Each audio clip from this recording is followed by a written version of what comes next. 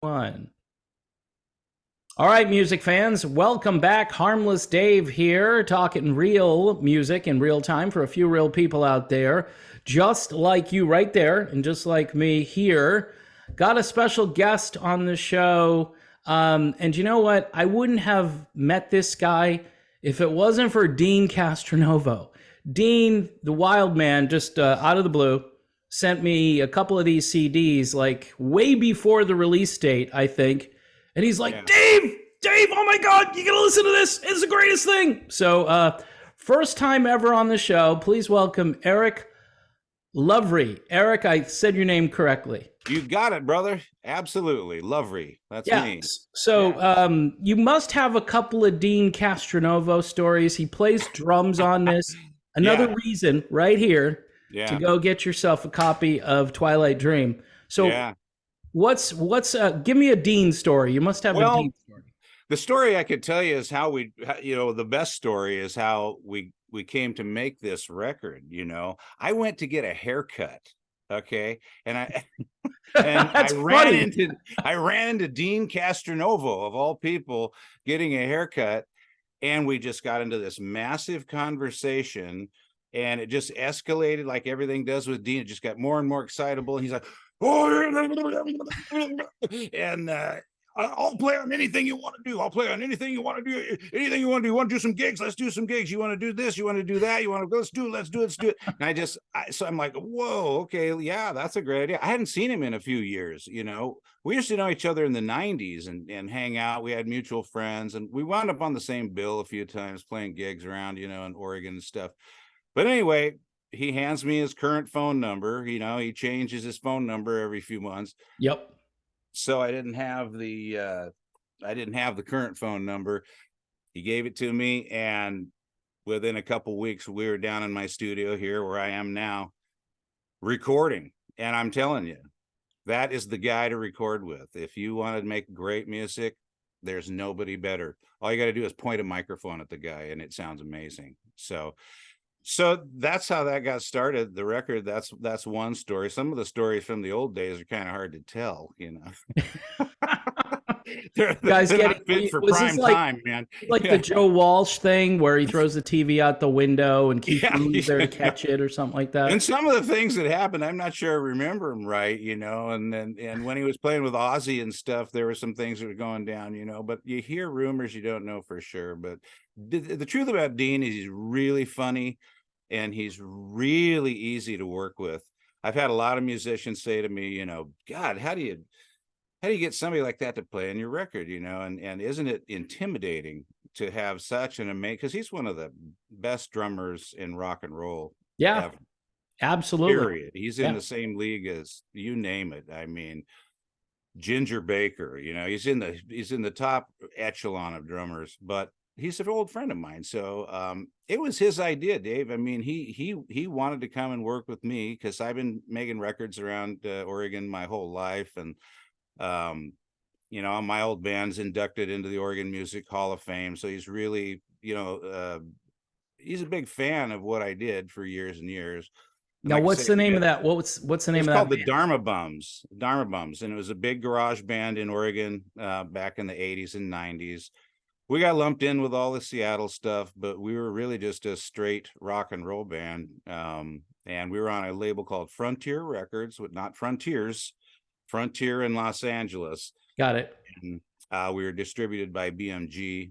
And so we did a bunch of national tours. We toured Europe, sold a ton of records, and had a couple videos on MTV and stuff like that. So we had a massive influence in Oregon and in Washington in the Northwest. And we kind of out of the gate a little earlier than some of those other nasty Northwest bands. But on the national level, we would get lumped in with the grunge bands, but we were not that kind of music at all. We were just from the same region, So, yeah. But Dean's a big fan of the Dharma Bums. So I think that's kind of where it all stems from, And he was in a band back then called the Wild Dogs. Yep. It's a metal band. They were awesome metal band in Portland. And so that's what he was in at that time. And so we knew each other, we got to know each other over the years, Yeah. I mean, it's kind of a big difference between that style of music and what Deen is kind of known for these days, working Yeah, with Journey, yeah. doing the Revolution Saints thing, and Yep, hanging out with a lot of the melodic rock cats. He was doing the yep, Generation Radio thing for a little while there. exactly. Even a little bit of country music there. I mean, he sent me some demos, which I never released out there to anybody because Dean's like, don't tell anybody, this is going to be amazing, and so I listened to it and I'm like, Deen, you're doing country, bro. What's going on? He can do anything there is. And he played on a Social Distortion album. A lot of people don't know that. And Wow. he was secretly on one of the Hole albums. I'm not sure I'm supposed to talk about that, but Uh-oh. on a Uh-oh. Courtney Love record. Yikes. And he had to sign a non-disclosure agreement. He's probably going to come after me for even saying that. This is back in the 90s. I don't think any of that stuff matters anymore, but he's been on more records than people realize, and he can play anything. And Yeah. his knowledge of music is vast. I said play it like Motown on one song, and he just like instantly knew, the drummer instantly knew exactly what to do. And he's amazing. He's Yeah. almost psychic. He can read your mind. The best musician I've ever played with, by far. I Wow. have nothing but respect for his abilities. It's unbelievable. Dean's gonna like this video. He is. Yeah, he is. Yeah. Well, he's great. He's one of the greatest musicians in the country. He does not have an ego about it either. People think No. he No, does. why would he talk to me if he had Well, he likes you, man, and he's a nice person, and he's funny too. We had a Oh, hard time not laughing the whole time to try to get through the recordings we were making.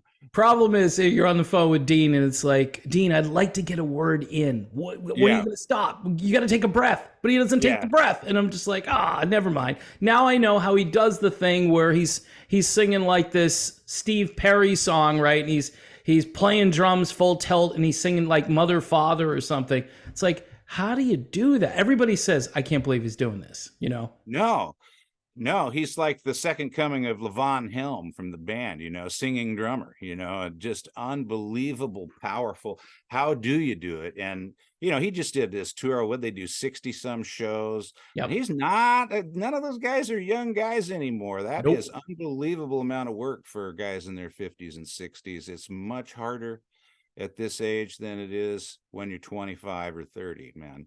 Yeah. So I don't know how he does it. And playing the drums is just so physical, it's just.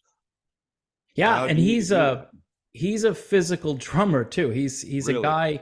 A lot of people say he's just a banger, or he's just they come up with these categories they put drummers in. Like one guy's more orchestral, and Dean's like a power drummer. Like you said, I've seen Deen adapt to pretty much anything that they want him to do. I think some drummers, because they have a certain style, they're known for that style. But I think Deen basically, like you say, just plays it the way he needs to play it for whatever he's trying to do.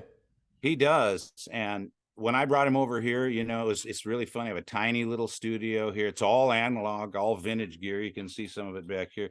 And we set him up on a $300 drum set with 4 microphones. We recorded him like it was the 1960s. Yeah. And it worked better. He was just blown away at the sound we were getting. I don't think he'd made any analog recordings. And you bring people into an analog room and the big wheels start turning and they hear the sound of tape and their jaws hit the floor. They're not used to that kind of sound anymore. They're used to digital, which is not the same, Yeah, I think you and I could probably hang out and have a few adult beverages talking about the recording industry. And one thing when I listened to this, I said, "Wow, is that old school?" It's just way old school. It's warm, but and plus this is all twangy. First song that popped into my head was "Listen to Her Heart." I was just like, if this were on You're Gonna Get It, as like the next disc or something, like like the missing link to that. Yeah. Obviously the Byrds are in there and there's some other things going on. Well, I'm a big 60s fan. I love 60s music, Byrds, Beatles, Beach Boys, weird stuff like the 13th floor elevators, weird garage rock, like the Paul Revere and the Raiders. And Strawberry Alarm Clock. How's oh, that? I love the Strawberry Alarm Clock. Yeah, I love that kind of music. I'm a 60s fanatic. It's a little bit before my time, but I love that kind of music, and the Rolling Stones too, and the Kinks and all the famous stuff in the 60s. But when I was a little kid, my sisters were in high school and they were bringing home all these British Invasion records, and so I was listening to the Beatles and the Stones pretty early on, Yeah. Yeah. in their heyday in the 60s. Yeah, And I always tell this story about how my brother had an 8-track tape of Blues for Allah by the Grateful Dead. oh yeah, And I was listening to like all the pop AM radio songs as a kid. yeah, And I yeah, popped that in to the 8-track player and I was like, whoa. It's just, it's good, and people, yeah, you like the Grateful Dead? I'm like, I don't know if I like all the culture and stuff that goes with it yeah, all the time. But you got to admit, some of that music is just so interesting and improvisational, and yeah, it is. Yeah, it's and really beautifully written yeah, music, a lot of it. And yeah, the culture. I never went and saw them because I didn't want to hang out with all the freaks, And they used to play in Eugene all the time here in Oregon, all the time. And I kept thinking, oh, I'm gonna have to go see it, but I never did. yeah. But I'm more of Well, a kick-ass rock and roll. I like to hear it. I like a show that lasts 45 minutes, not 4.5 hours. I like to get, especially you know, nowadays, like, honey, yeah, it's getting kind of late. It's like 9:30. I'm yeah, kind of tired. exactly, exactly. Yeah, everybody's got to go to bed. Right. And which is Good grief. fine. Sleep is Yeah, very important. yeah, it Um, is. It's good for your health. Yeah, but it's not overrated at all. So tell us yeah, about this. This is yeah. obviously your latest work, and I was stunned by it. I put it in. Wow. I had it before everybody else. I had the CD player out in the other room. I don't play it here in the studio. And I'm listening to it going, wow, this is such a great album. It's just Wow. one Thanks. song after another. I think you had a Wow. song loaded up to YouTube. Yeah, Dream About You. We Dream had a video About for You. that. That was the first one. Yeah. And I was just like, man, we need to get this guy on the radio. And Oh man, Dream About You'd be a great radio song. It's short, catchy. You can't get it out of your head, and God, it's one of those classic songs I wrote in less than 5 minutes. It just blam, it just came to me. And when we were working on the record, that was one of Dean's favorites, and that's why I chose it as the single. He was singing along with that while we were doing it, and I wanted to get him singing on some of this stuff, but he had to go on tour. We had to get the stuff done, and so all he ended up doing was drums. But I think he would have liked to have sang on that song. But I'd love to get that on the radio, man. I miss super catchy pop songs like that. I yeah. just that's the kind of stuff I love. Who's Beth Dixon? Because she Beth adds Dixon, she sang harmony vocals on. She's my girlfriend. She and I live here. She owns this studio. It's my studio, but it's in her house. So she is the secret weapon in the yeah, band. She and I have been playing music together for about 10 years now. And she is one of the best harmony vocalists you'll ever find. She's a dynamite. I would give her the discs that Deen and I had done. She'd put them go in the car and come up with the harmonies driving around town in her car, listening to it. And that's how she does it. So yeah, she's, I was lucky. I had two of the best people to work on a record with I've ever worked with. And Beth and I've made records before. I have two other albums on YouTube. One called Blinded, hmm and she sings on that one as well. And then another record we released a few years ago, she's also on. But we've been playing live together for about a decade now. yeah. The Yeah. blend between you guys is, I don't know. It's hard to describe, but there's an era of music that happened a little bit in the '80s too, kind of that Hmm. underground alternative stuff that Yeah. was mostly on college radio, but there was always like a blend. I'm thinking maybe REM or Yeah. some other band, but Yeah.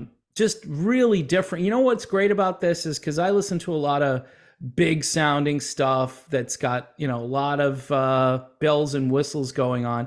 You put this on and it's like your ears can kind of take it all in. It's not Yeah. just like a wall of noise. I mean, that was Right. intentional. I'm assuming you want to make this analog record and you want it to kind of breathe and let people just absorb what you're doing.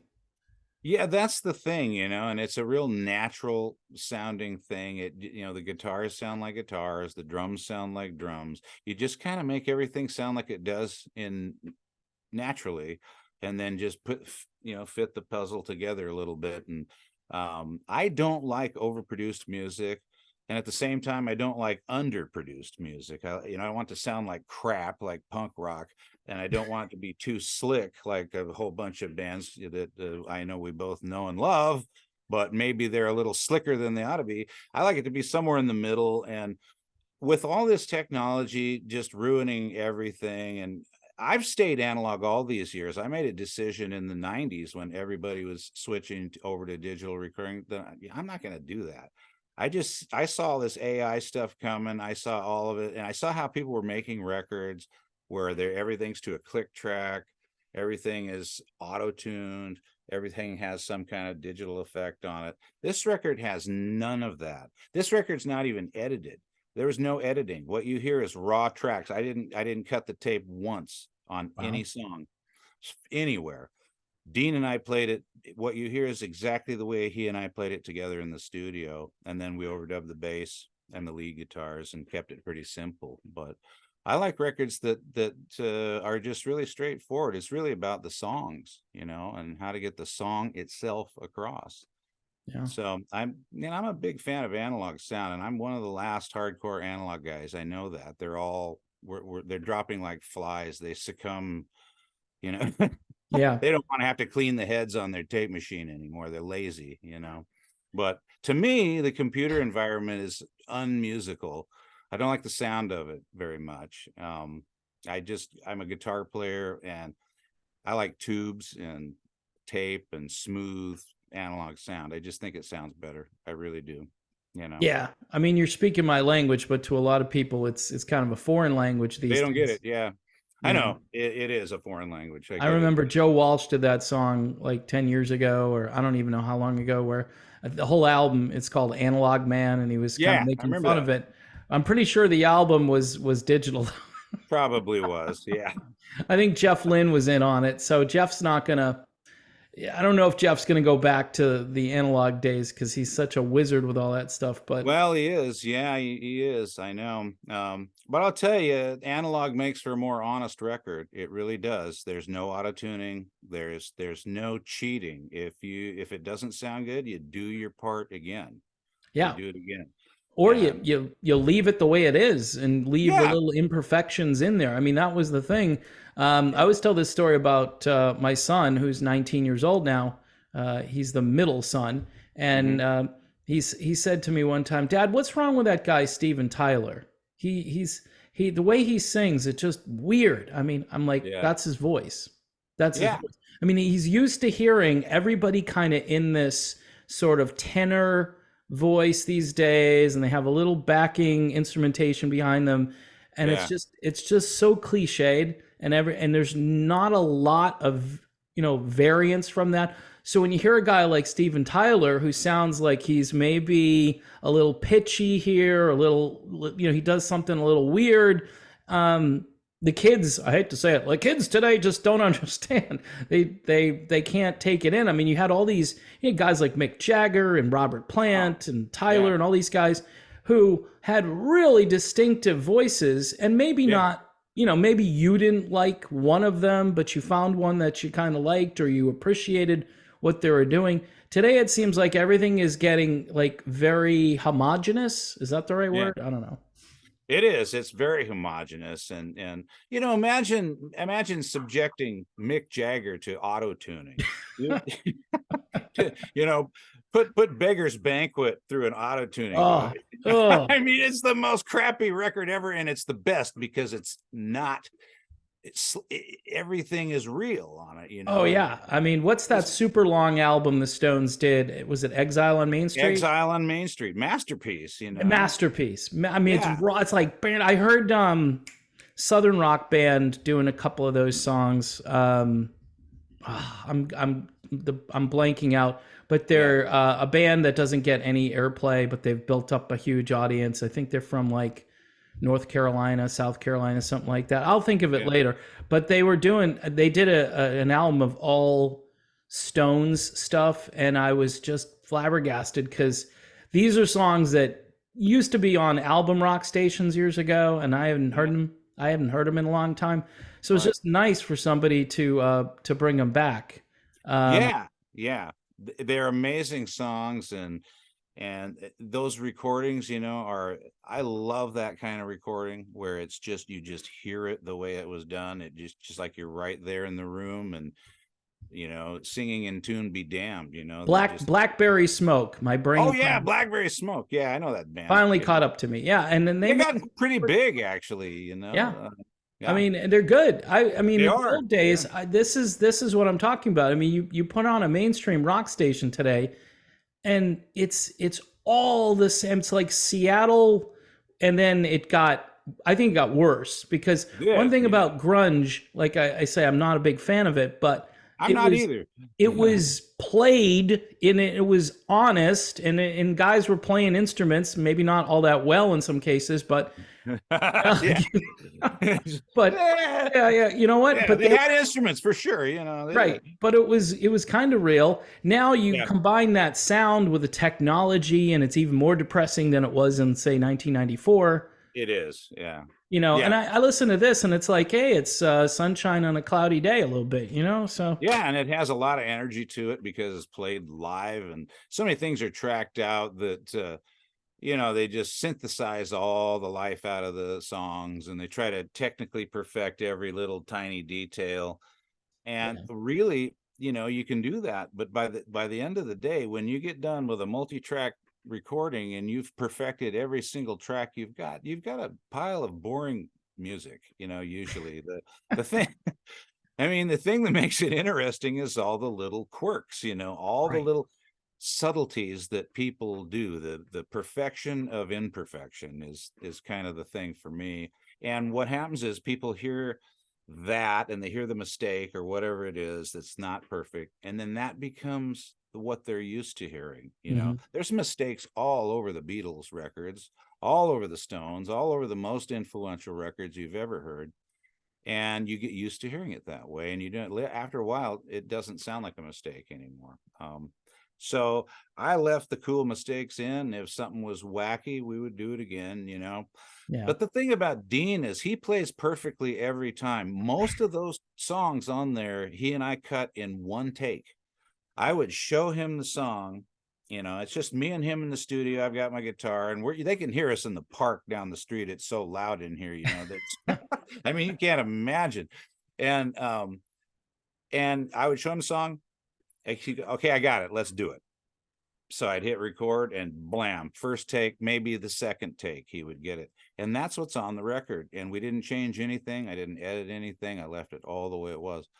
And I think that's the approach I like. I like what the result is, because the energy is all there, and what he did on drums and what I did on guitar is all there.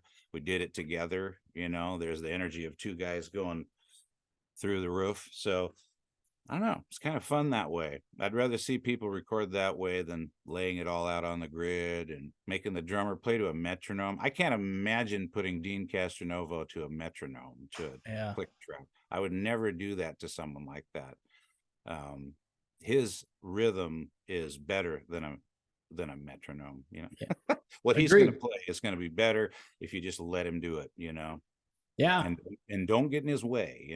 So because he's like a freight train with a drum set. He's just coming at you 100 miles an hour.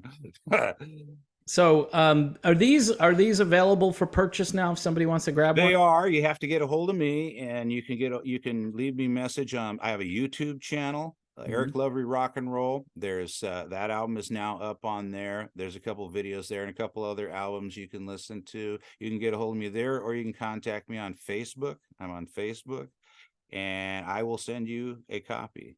If they're like $10, Yeah, and that's fair.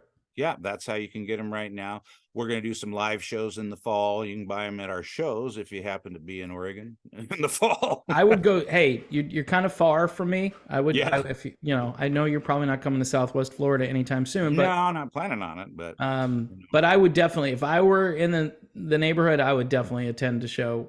yeah.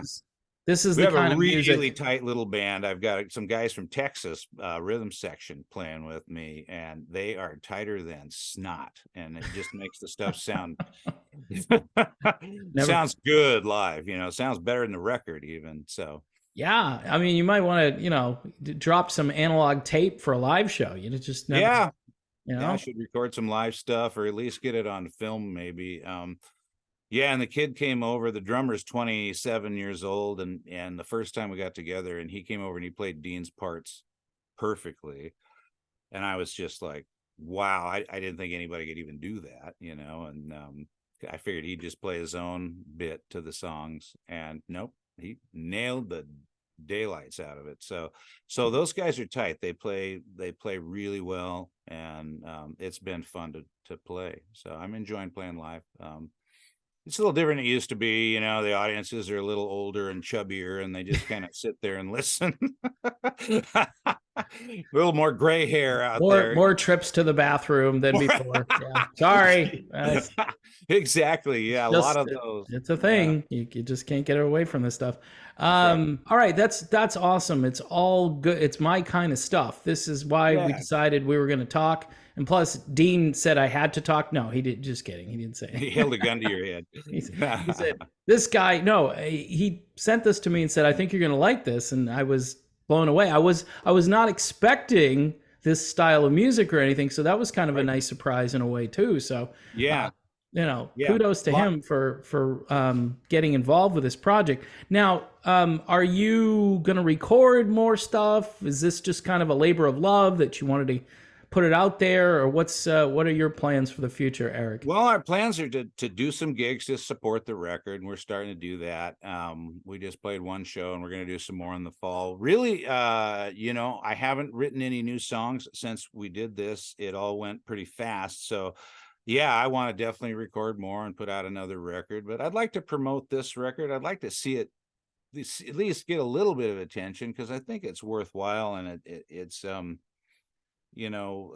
it's hard to get people to listen to music these days, and especially when you're doing kind of roots rocky kind of music. I don't know that it seems to be out of style right now, but it comes and goes, Yeah. that kind of stuff. But I do think Dream About You would be a great radio song. I wish somebody'd play that and figure it out, and just try and generate more interest for it. Part of what I'm doing is trying to save roots rock music, American music. I Yeah. went and saw Ray Charles when I was 17, and it changed my life. I've got to be honest with you. And I realized, man, we are sitting on a mountain of amazing music in this Mhm. country, Yeah. more amazing than any place ever. And, I became very respectful of the art form of music, and I want to do quality work that respects and has reverence for the people who came before. And seeing Brother Ray all those years ago, I'm telling you, man, if you never saw Ray Charles, he was phenomenal. It changed my life seeing Yeah. that guy. It did. And it made me want to be a part of the American music tradition, and I want to keep that type of thing alive. I hear a lot of music out there now. A lot of these young bands, they can't sing very well. They play really crazy, overplay everything.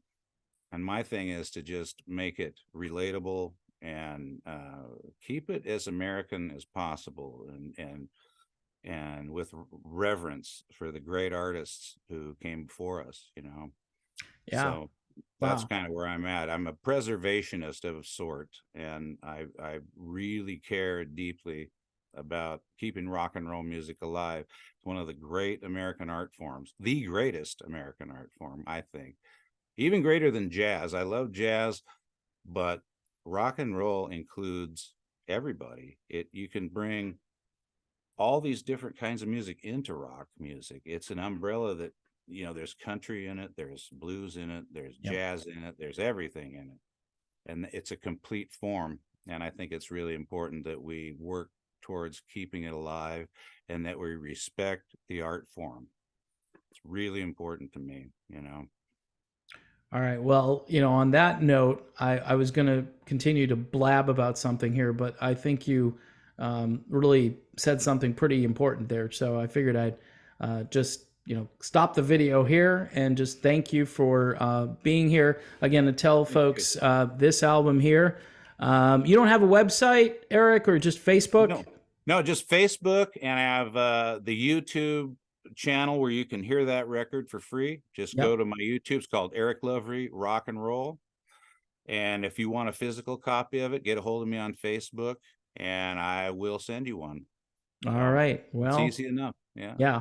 I'm gonna talk to my buddy over at the internet station that I've been working with recently, Modern Retro Radio. And yeah, I've been hearing you talk about that, but I haven't checked it out yet. Yeah, I mean, they tend to play.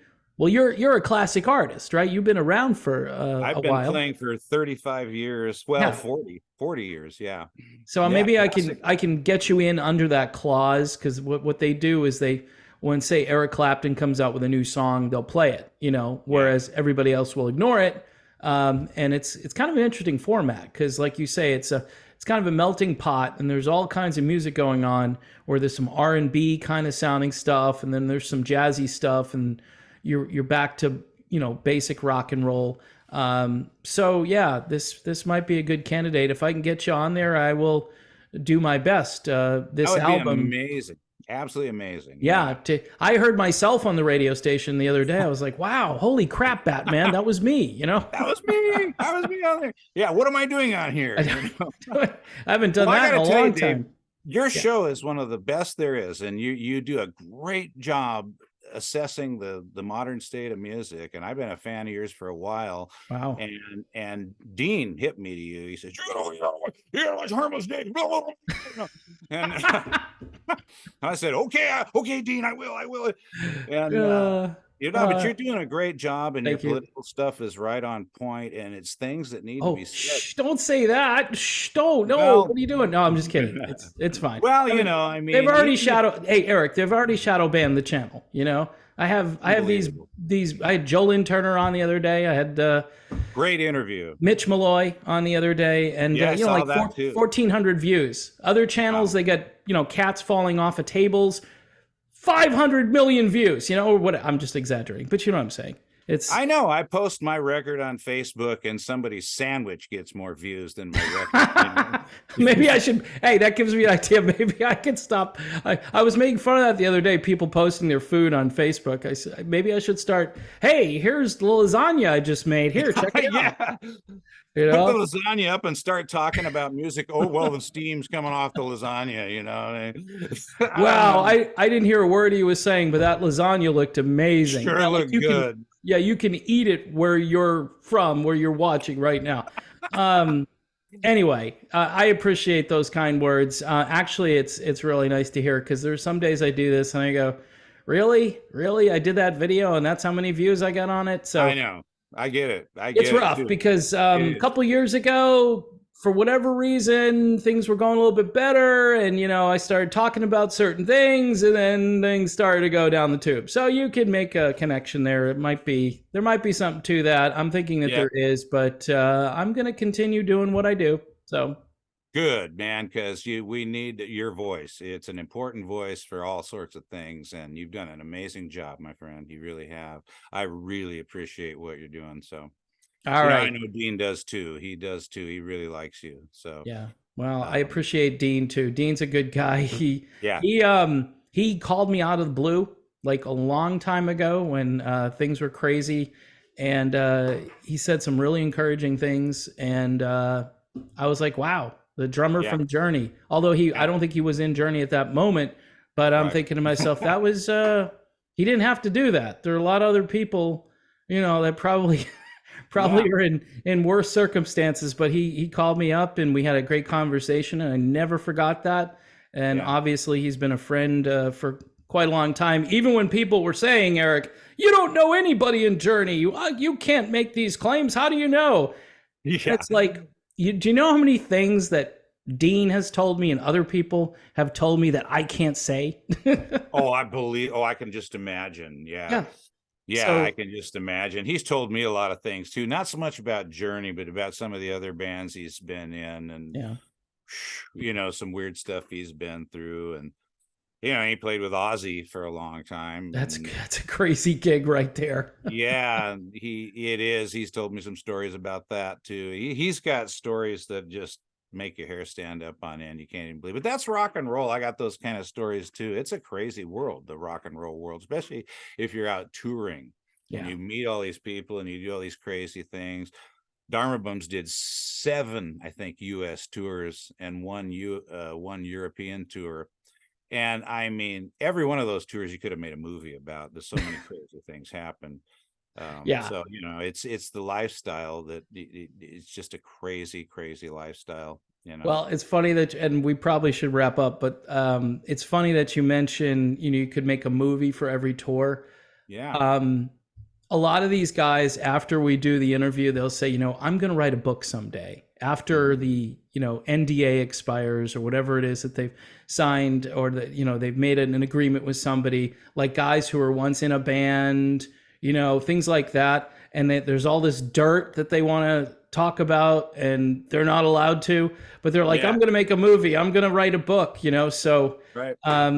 Hopefully we'll all still be here, Eric, to read those books and watch those movies. I hope so. Yeah. The way it's going, we don't know. We don't know. We have no idea. All right. No, So eat your green beans and take your vitamins. And Eric, Yeah. thanks for being here, buddy. This is Thank great. you. This album is great. Thank and you. keep going, man. I will, brother. You do the same, and we'll talk again.